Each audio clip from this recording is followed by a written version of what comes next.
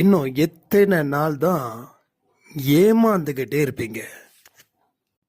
முழுமையான வாழ்க்கைய வாழாத வரைக்கும் நரக வேதனையில துடிக்க போறீங்களா?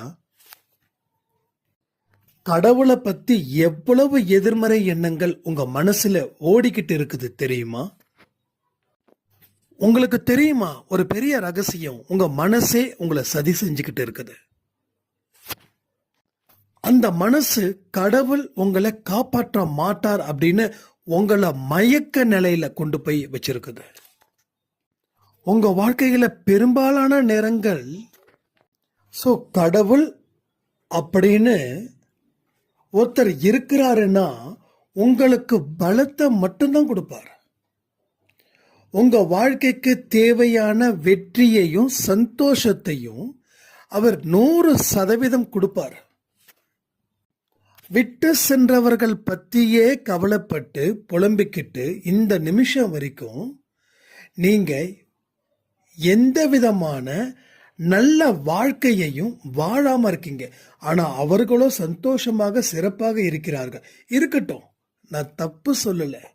ஆனா நீங்க அவங்கள நினைச்சுக்கிட்டு உங்க வாழ்க்கைய வாழாம இருக்கிறீங்களே, அது தப்பு இல்லையா? இது சாய்பாக்கு எவ்வளவு கஷ்டம் தெரியுமா? ஒரு பெரிய வாழ்க்கைக்கு உங்களை தயார் செஞ்சுக்கிட்டு இருக்காரு.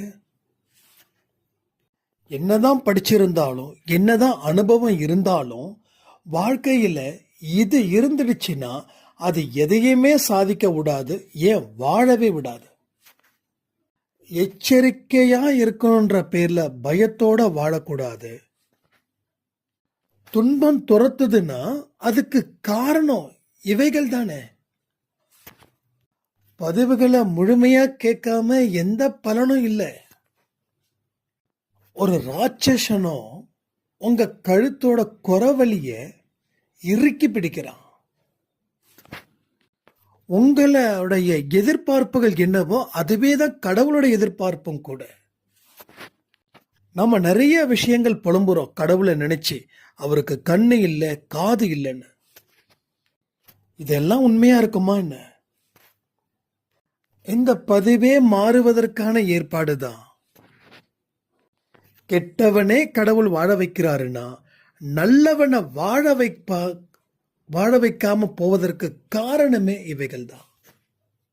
இதுல சொல்லப்பட்ட அத்தனை விஷயங்களும் கடவுளாலே சொல்லப்பட்டதுதான். பலருடைய வாழ்க்கையில இந்த சம்பவங்கள் நிச்சயமா நடந்திருக்கும். இதில் சொல்லப்பட்ட அத்தனை விஷயங்களும் கற்பனை